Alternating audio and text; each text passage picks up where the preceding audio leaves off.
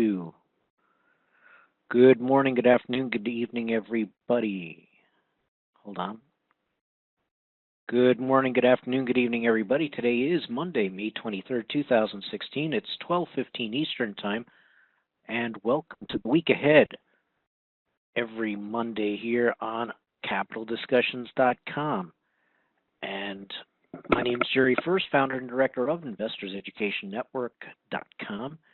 And so what we do here every week is we'll talk technically and fundamentally on the markets, projecting in price, time, and volatility. We'll look for some potential options with options by searching and employing our techniques and methodologies that I've become familiar with and have internalized. And so I'm welcome to take your questions and contributions, and this is recorded. So if you want to, feel free to contact me at jerrybfurst@yahoo.com or go out to the Capital Discussions website. And here's my contact info on the bottom of the screen. Disclaimer, nothing at any time that I say or teach should be considered as specific trading advice or investment advice. It's strictly for educational purposes. I don't know who you are, what your risk tolerance is, what your goals are, or your level of experience, let alone your computer skills. I am a coach and mentor. Consider going to CapitalDiscussions.com and contacting us if you are interested in coaching and mentoring. So this is part of a continuing series on CapitalDiscussions.com. And it's something that I also do live in South Florida, and we'll be doing more webinars. Basically, in a nutshell, everything is trying to get to a higher probability of success.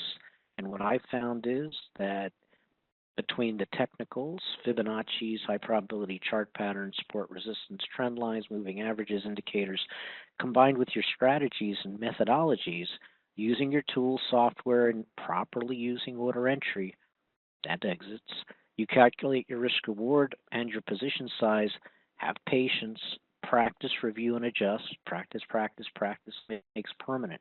You want to practice, review, and adjust, maintain your psychology because losing is part of the game, and have a plan. And so you can go ahead and just take a quick look that I do scan and look for high probability chart patterns, triangles, head and shoulders, rectangles, and sideways consolidations, rounded tops and bottoms, otherwise I reference as cycles, and then W's and M's, which are double bottoms, and then the M's double tops.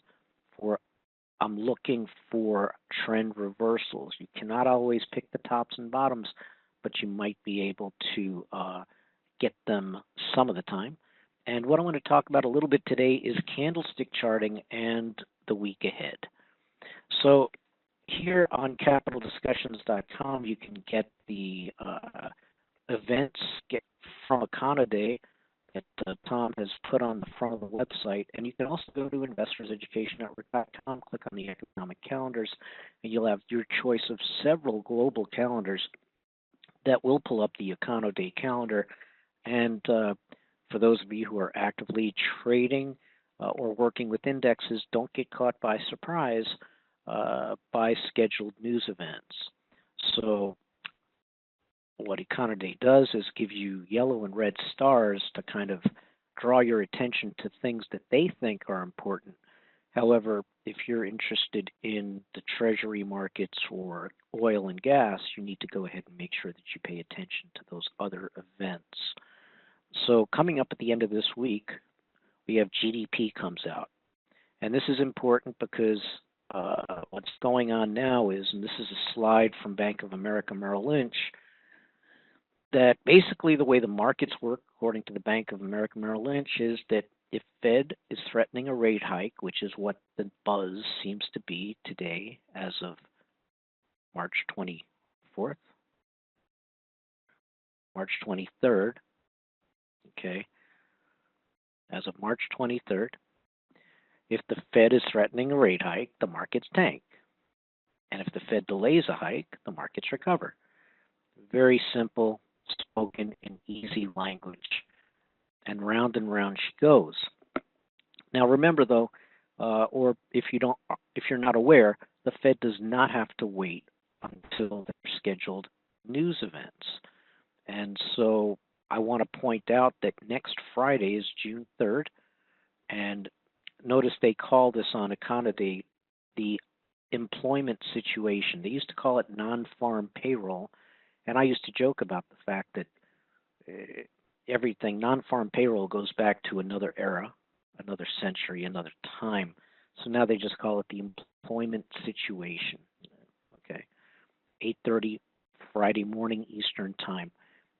Between the GDP announcement this Friday and Friday's non-farm payroll report, you're going to have the big decision supposedly scheduled for Wednesday, June 15th at 2 o'clock. The FOMC is planning to make their announcement and forecasts, and at 2:30 they have a press conference.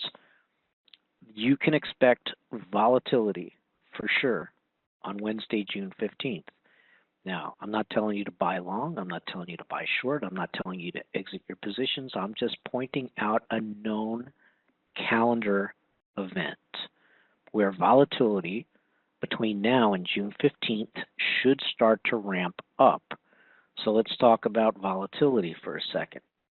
Well, before we do that, this is a slide that was provided by Charles Schwab from one of my mentoring clients, and they're showing the death cross. So if Charles Schwab is pointing out the death cross on the S&P 500, they're trying to at least tell their clients that, look, we told you that there's some risk. Okay, so let's look at the VIX. So as of February 16th, let's go back in time to the beginning part of the month. We had part of the year. We had some nice volatility. This is August 24th, where we had a nice big spike in volatility. And I've always said to watch for these clusters of 3 spikes and you're out. 3 spikes and you're done. Notice roughly 1, 2, 3 here, which you could lump together 1, 2, 3 spikes. Notice here 1, 2, 3 spikes. And notice here basically 1, 2, 3 spikes. If you wanted to, this is a daily chart. If you were to make that a weekly chart, you'd probably see just the 3 spikes. Now take a look, February 16th, look at where we were as of May 23rd today. We're at 15, we're all the way down here, and we are well below the 23 range, 24 range. We're well below the 20 range. We have a 200 moving average and fib cluster at about 18, but we're trending right here at the normal range of VIX, which is the standard old way of measuring market fear on the S&P 500, where this is a measure of how many puts are being bought on the S&P 500. And the VIX is still a decent indicator of institutional insecurity, which reflects itself in volatility. And so let's take a quick look here. This is the S&P 500 as of last week, May 17th. And you can see that if you remember my slide earlier where I'm looking for rounded tops and bottoms, you could see this rounded curve, okay? And it looks to me as if, although we had a head and shoulder pattern that I had predicted back after August's huge move, here's August's move. When we started moving back up, I said there's a good chance we're going to be forming a head and shoulder pattern, which we did. And then there was all kinds of reassurances for the market. And now we came back up and we have made a lower high. We're still curving around. And my personal feeling is that we are probably going to be revisiting this support level. And in fact, if we were to take a look at the S&P 500 right here, a lot of people are starting to point out that there's a head and shoulder pattern right here. which would bring us with a target about here. Now I'm using the S&P 500 ETF. I know a lot of people on Capital Discussions like using the Russell, and we can take a quick look at the global markets. And so here's a live chart of the global markets. This is the euro. Notice the upward trend channel sitting on support. Look, this is the British pound with sideways consolidation. This is the dollar yen, also at a support level. Let me show you something here. I mean, this is such a beautiful trend channel on the euro that trying to draw trend lines is something that should be easily done. And this is why I pay for TC2000, and I used to use eSignal, because trying to draw a trend line shouldn't take more than one click, and it should be easy to do, and it should be easy to copy. And you can see that there's lag time, and Thinkorswim's come a long way. I have known Don Kaufman for a long time, back when he worked, before he worked at Thinkorswim, and now he's moved on. And I was there before they started embracing technical analysis. These guys are floor traders, Tom Sosnoff and all. But they had to embrace the fact that the floor is over, the floor is gone, and when you don't have those tools available to you, which is the tactile sense, feel, and vibration of the floor, now you have to use the charts. Don Kaufman may or may not remember that he had told me a long time ago when I was promoting a Thinkorswim event that he wouldn't know the difference between a candlestick and a candle holder. And I think he's still pretty much married to his positions as far as charting and technicals. The bottom line is that here we are. This is the euro, okay?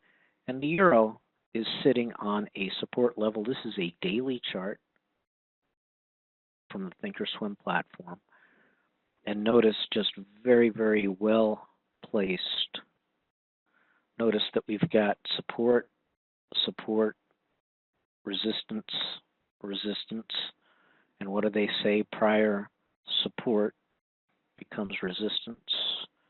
And there's support, support, and we are at support right there. All right. So the basics of charting and technicals. Okay. If you take a look at the S&P 500 over here, and I can do this with my other charts, but let's take a look at gold real quick before I go back to my other charts. What we have here, well, this is the weekly chart, and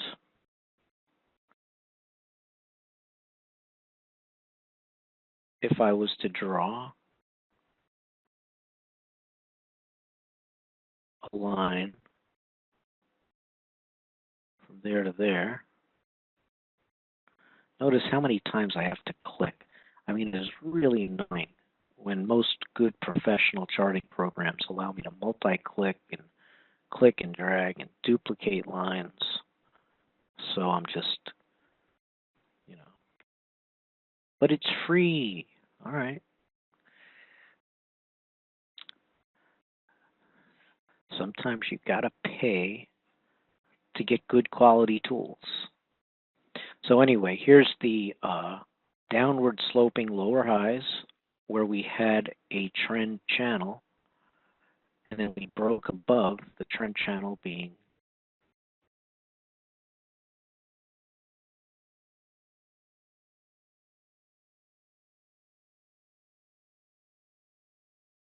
notice I'm connecting the bottoms to bottoms, and if I don't click in the right spot, it disappears. All right, here we go. I go back to pointer, go back to the line, I click again. It takes me about 10 clicks to finally get this where I want it. There we go. Very nice symmetrical trend channel, the whole idea is once you break above that trend channel, we are now reversed our direction.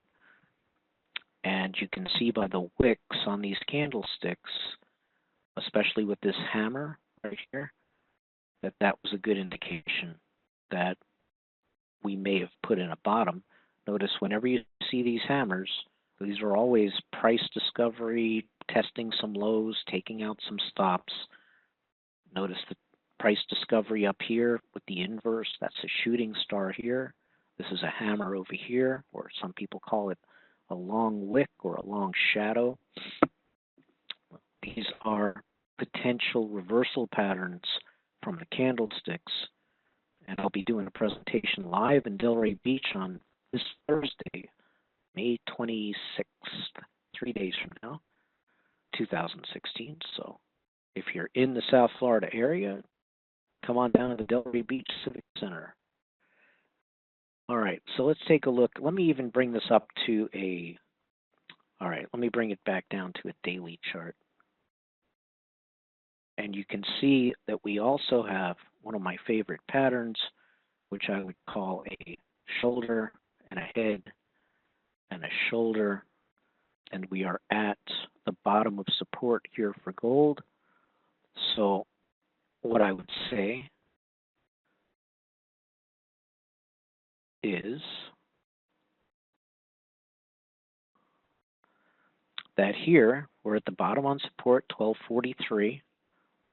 Okay, we're currently trading at 1248. So our support's right there at about 1243,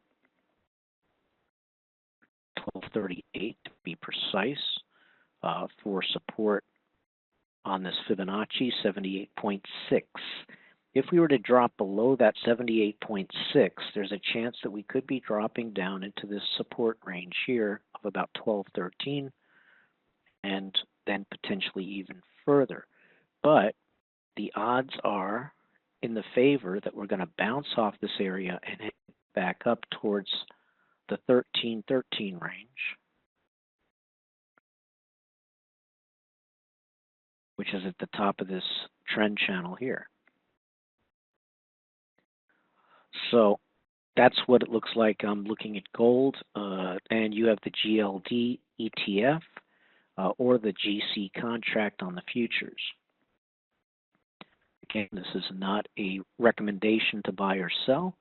This is strictly an observation that I'm making based on my charts and technicals, and you can then determine a strategy that you might like.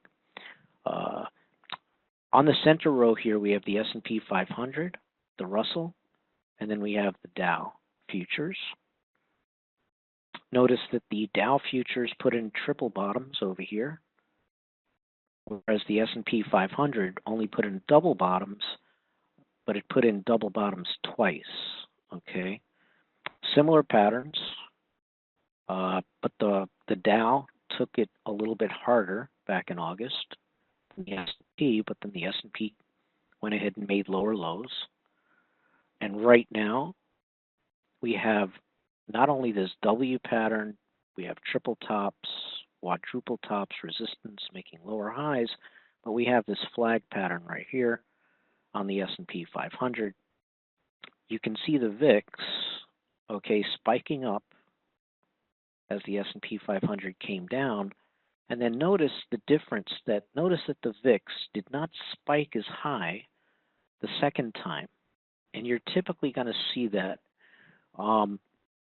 the first time that there's a drop, and that was a really precipitous drop very quickly, there's huge spike in fear, and usually when you see this spike, there's a good chance that that's just overdone, and you can expect at least for the next couple of days or so, a little bit of a pullback, and then it will either go back and expand, go higher on the VIX, lower on the S&P in this example, or it's exhausted that move for the moment, and then volatility comes back down. Now, as option traders, volatility, and traders and active investors, we need volatility. Without the market moving, we can't make money. So, where does that leave us? Well, we can go ahead and start looking for opportunities. Let me get through the rest of my PowerPoint presentation, and then we're going to go ahead and look for some potential opportunities. So here's the S&P 500. Again, I've got a meeting Thursday, May 26th in Delray Beach, Florida at 7 p.m., Delray Beach Civic Center. I'll be talking about these candlesticks and indicators, how to use them in conjunction, looking for inflection points, reversal signals. And you can see here, Solar City being beaten down, Elon Musk. Did he lose his luster? Well, using these candlestick charts along with stochastics in this example, and volume spikes for exhaustion, overbought, oversold. Could it be that Solar City was a good buy at $20 or even back down here at 17? Well, we'll find out. We'll go back and look. So we have our choice. If we're going to go ahead and potentially either just trade with the futures on indexes or within sectors, or if we're going to work with individual stocks such as Solar City. You know, if you're going to work with Solar City, you might want to go ahead and play with the Russell IWM ETF or the Russell Future as a way to hedge. And it's interesting, there's a lot of talk that the hedge funds are in trouble. And to me, they're not hedge funds. They're just fund managers. If they were truly hedged, they would love the volatility, and they should be having their best years when the volatility picks up. So, in this case, there could be some beautiful opportunities to pick up some Dow stocks coming if we're going to see a move down, possibly to 15,400 or even lower. And there's a lot of people looking for yield. So in order to get yield, if you were to buy blue chip stocks with good dividends, companies that will likely survive any market crash that's not permanent, you can start looking at the Dow 30 if you're looking for safety, long-term accumulation, and income. If you're looking for something a little bit more wild, you've got Solar City or biotech stocks or insurance company stocks that could have huge swings. The biotechs are famous for that. Or you could even look at some of these companies that are in the middle of potential merger acquisitions, such as you had Staples and Office Depot just go through a merger that was failed. And now you've got Monsanto with Bayer. And it's, that's more like going to Vegas. But we have options and strategies that you can go ahead and try. So real quick before we go to the live charts and OptionVue, just you can freeze this if you're watching this on a recording. We've got a live presentation Thursday, May 26th, a couple of days from now in Delray Beach Civic Center on Jog Road, Delray Beach.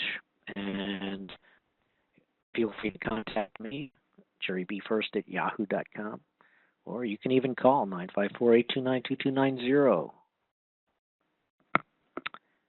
Because it's easy to buy. The hard part is knowing when to sell. Some of the things that I'll be showing are a scanner from FinViz, how I could scan potentially for long lower shadows. Wicks. I like to call them wicks. It's a candle. A candle makes a shadow, but a wick is part of the candle. So anyway, these are some ways that you can scan for opportunities. Let's go ahead and do some live market analysis. If you have any questions, go ahead and type them in.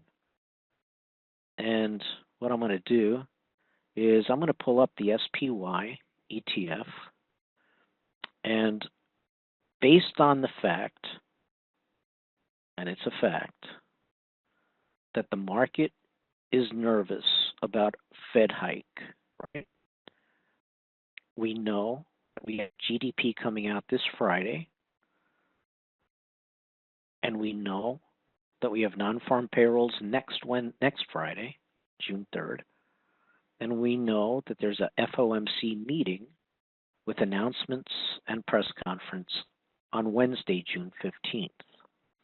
Well, that tells me that we could go ahead and look at doing a calendar on the indexes. And so let's go ahead and look at the S&P 500. And let's go ahead and pull in some potential targets. You can see here I've got multiple time frames.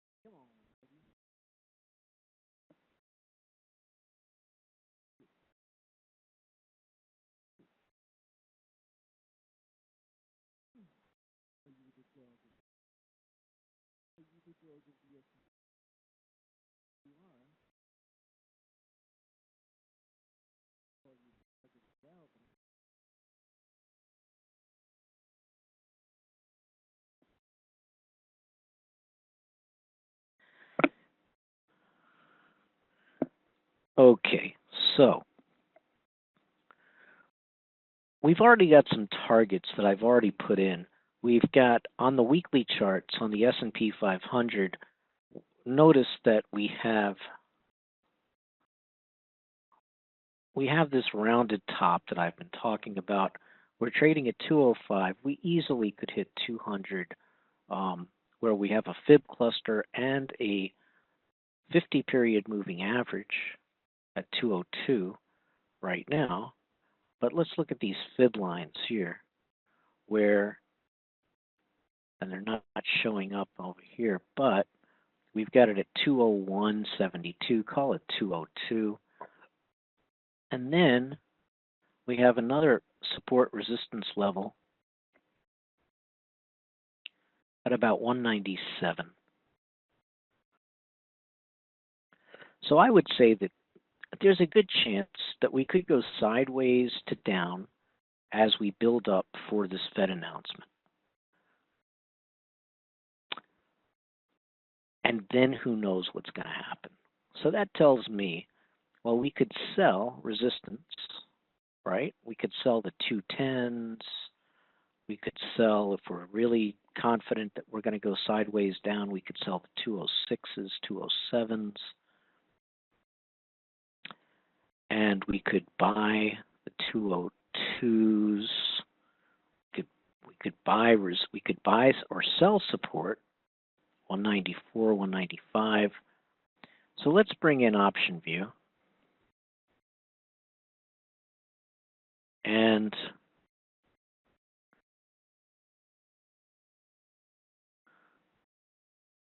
let me go ahead and put in let's see.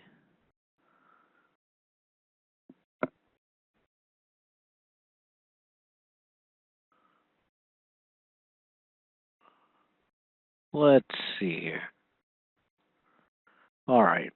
We've got resistance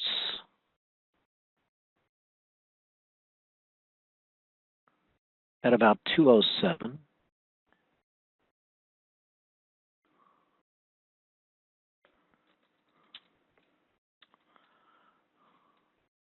And we've got several support levels. Current price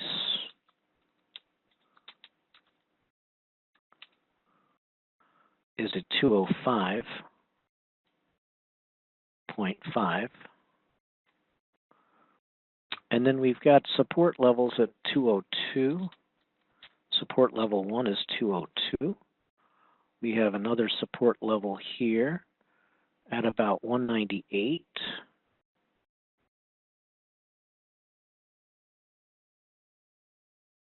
I'm writing this down on my other screen. And then we've got another support level at about 194. Support level 3.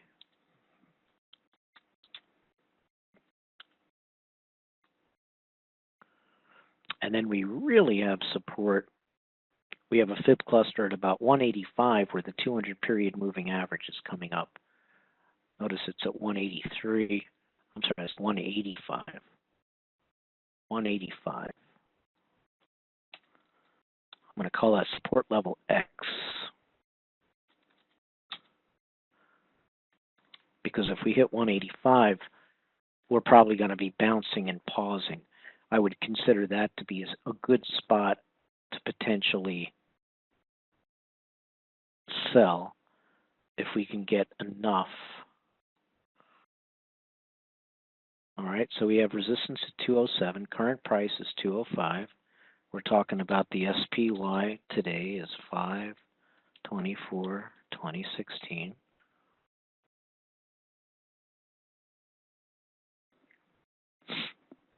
And we're going to leave the fancy condors and weirdors and broken wings to the other strategies in the interest of time. We've only got another 10 minutes. I'm going to bring in OptionVue. And based on this information, let's see what kind of trades we can go ahead and pull together. And I'm going to go ahead and put this into my simulator account for now.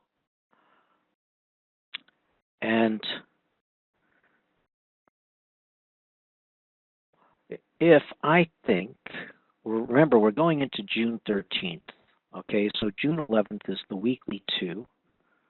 Okay.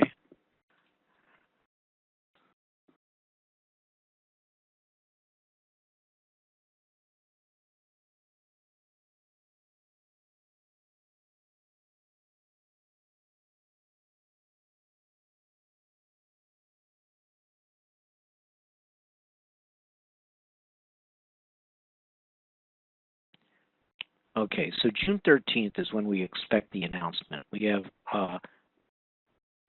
June 11th expiration, which is 19 days, and we have June 18th, which will take us through the announcement, and then we can start moving into the quarterlies. And something you need to be aware of, if you're going to do spreads on the SPY or any of these ETFs, they do pay dividends, so be careful, be aware of those dividends. All right. So you can see that there's the regular June options. This is open interest. Let me show you the legend here. You can pause the video if you're watching this recorded, but the grid for my matrix here is open interest in the top. Here, I'll put it underneath in the top right. If I'm going to put on a potential trade, I put it here. If I have an existing position, it goes in the bottom right. In the center column, I have the difference between the market price and the theoretical value. I want to make sure that my option theoreticals are correct. Here's the bid and the ask. Notice the spreads very tight going out to August, penny spreads. The delta, in this case, 52 with 14.5. All right. So 2-cent spreads, 1-cent spreads. You know, this is really what I call liquidity, thousands, tens of thousands of option contracts. We're in the S&P 500 ETF. Okay, so can we make any money or collect any money selling the 207 resistance? And just to refresh your memory, let's look at the 207 level. Okay, 207 is right up around here. We're trading at 205. We could actually look as high as 212. And we can add that to resistance. Resistance 2 equals 212. Resistance 1 is 207. All right. So let's take a look at, do we have anything for 212? Can we collect anything? Not really.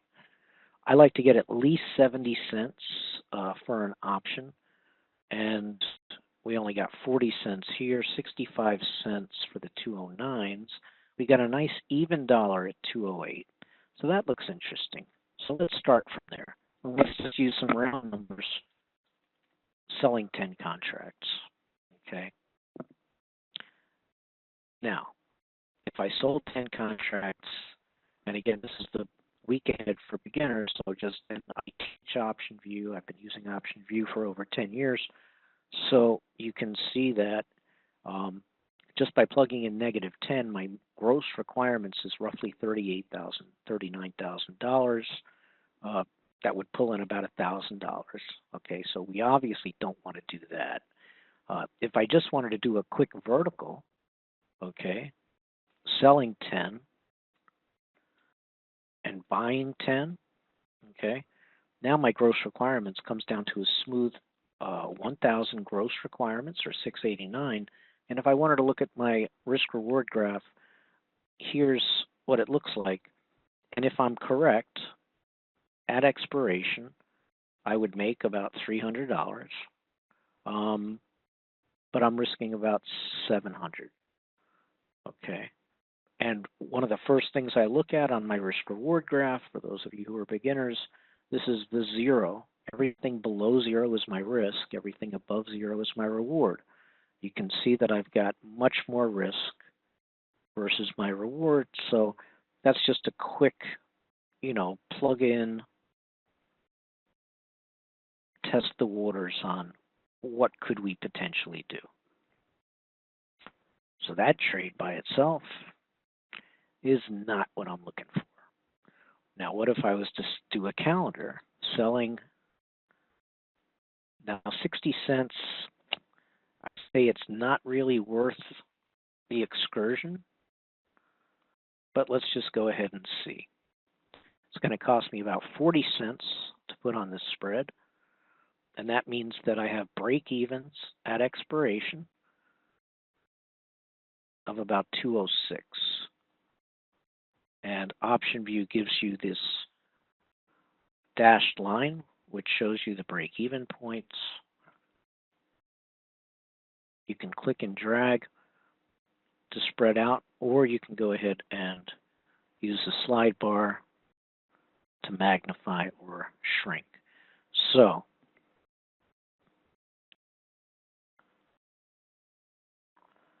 using the wand, you can see that's 206.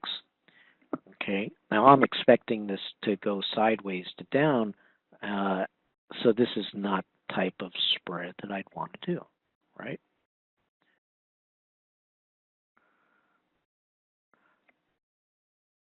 So one of the ways that we can go ahead and this is the way I would start to maybe do this manually if I didn't have a program like OptionVue. Let me go ahead and use OptionVue's Trade Finder, okay? And what I want to do is click on Assets, bring in the spiders. I'm going to hit NetView, update my asset file for the spiders, make sure that everything is up to date. And I'm going to say, we know the 13th, June 13th is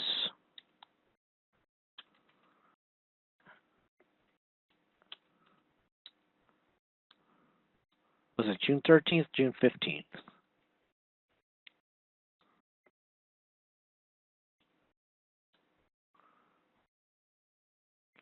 Let's go back. So again, what we're doing is June 15th, Wednesday, we have a known calendar event. So let's look for calendars, okay?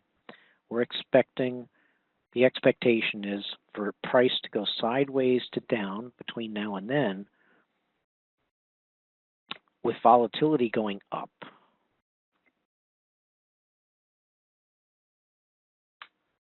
So if I go over to the volatility chart, we can see that right now implied volatility is already high at 74. If I put my cursor over at the right edge, I can see that we're at 141, 14.1 on the implied volatility. But if we were to spike up, we could go up to 25 or even higher. So I'm going to say that we could have about a 10-point increase in volatility. So I'm looking for a volatility change of 10% up by June 15th. And my strategies at first, I'm just going to pick a long option. And let's just use $10,000 as a smooth, easy round number. You can add or subtract from there.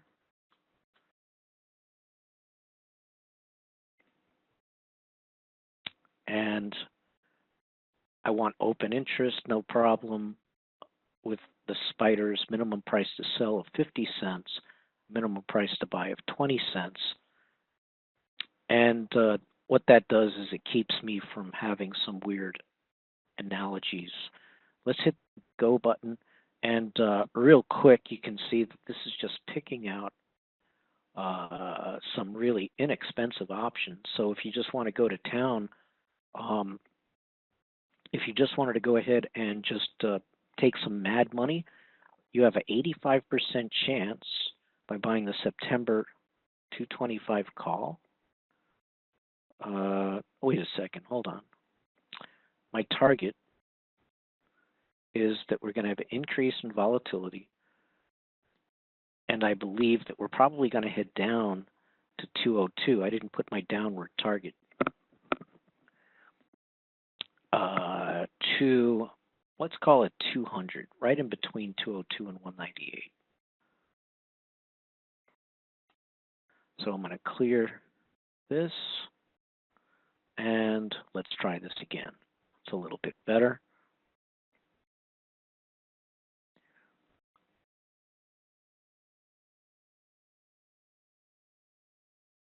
All right. Now look at this. Probability of profit, 99%, saying for 35 cents I could buy the July 175 puts or the July 178s. Now those are pretty far out of the money. So I can go ahead and also use the filter to keep things to the standard deviation, one standard deviation.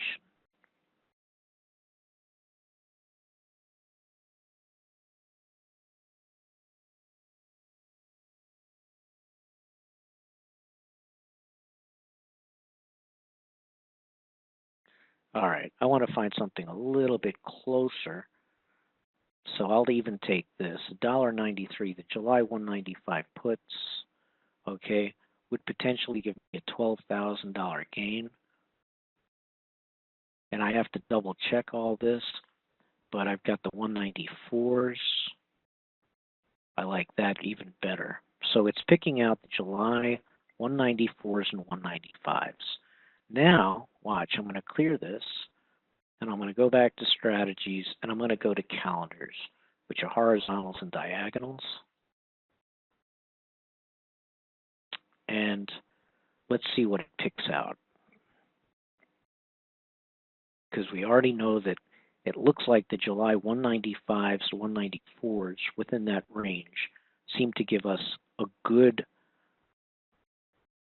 range if we think it's going to go down.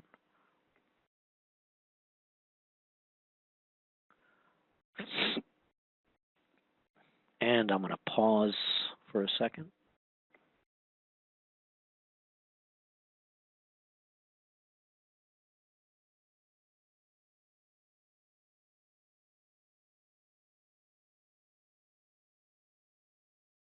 All right, now we're bringing in the horizontal spreads. Look at these potential worst case, best case, $36,000 with a $10,000 excursion.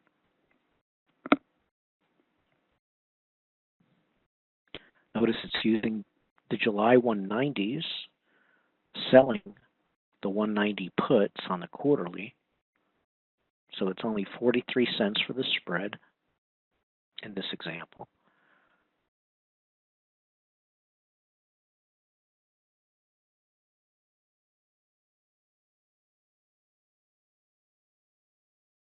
It's going through the diagonal debit spreads now.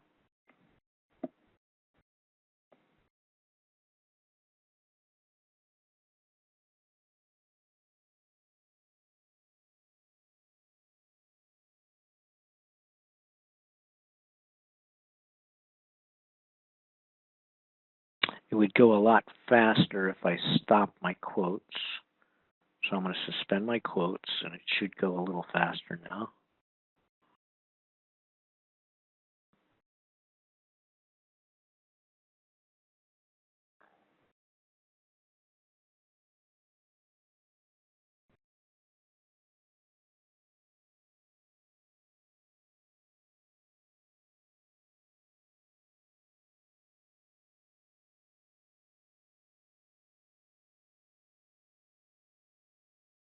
I'm going to pause this.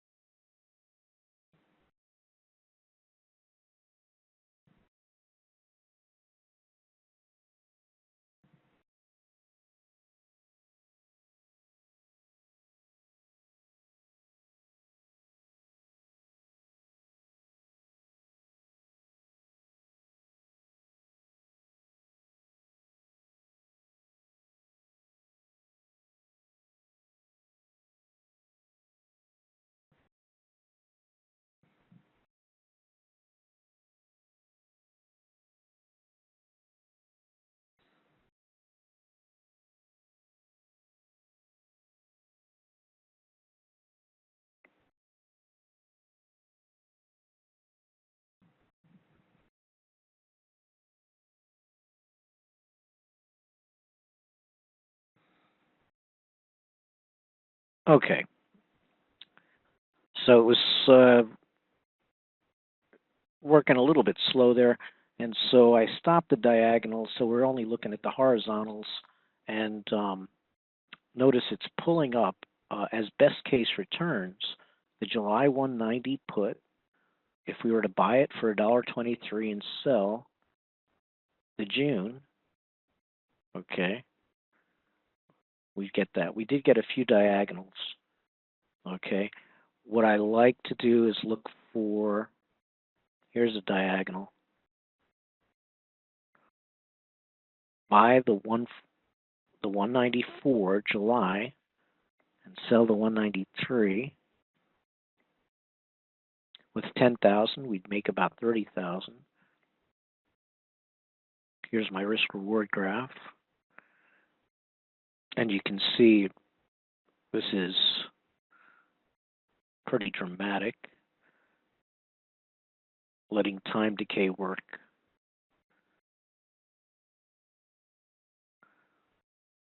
And so this is how I would start to go ahead and analyze potential trades.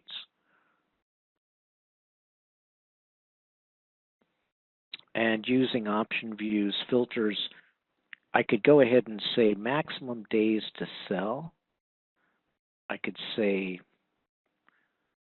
15 days. And maximum days to buy, I could leave that blank. I could clear all this. Strategies. Let's just go ahead and run this again, see what happens.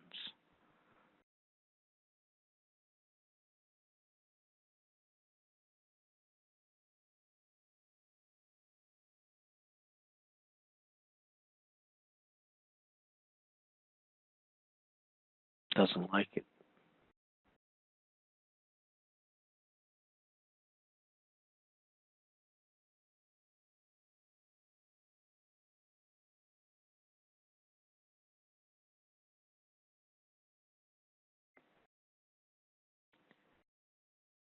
All right.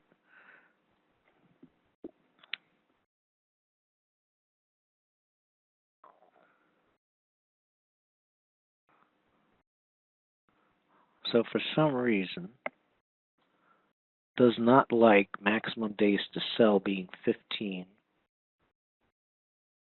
with an increase of implied volatility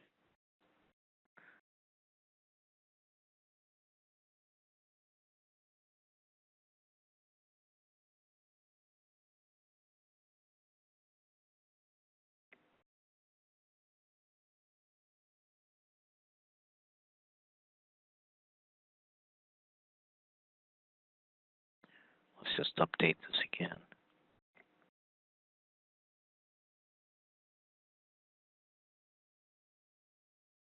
Here we go. Okay, here we go.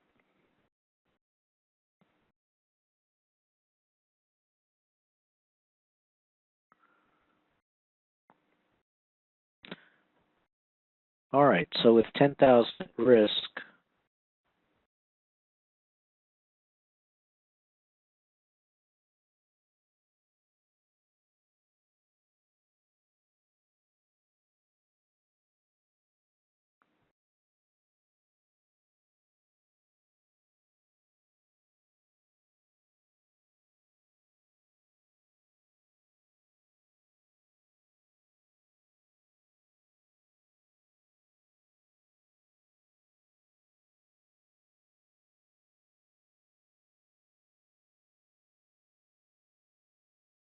well, okay, OptionVue is taking too long. It's cranking through too many option chains, I guess, right now. So we're out of time now. It is 1:08, and there's another webinar in progress. So what I want to do is wrap up and just say that we do have these potentials. Tune in again next week. Tune in again next week because we still have time, June 15th.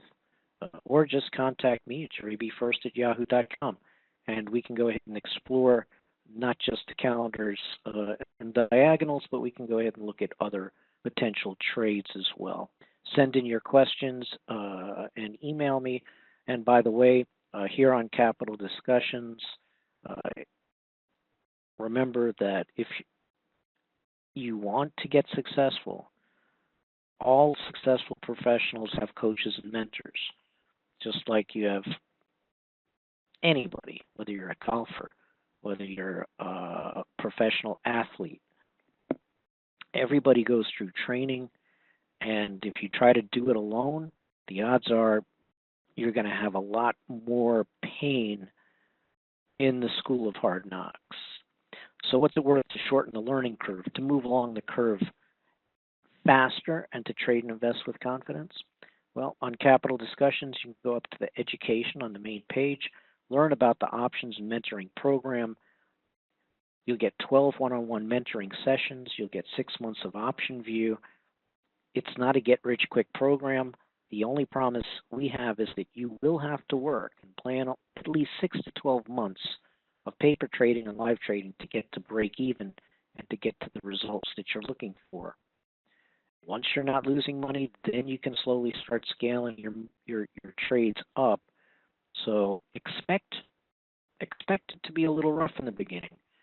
And the price is extremely reasonable.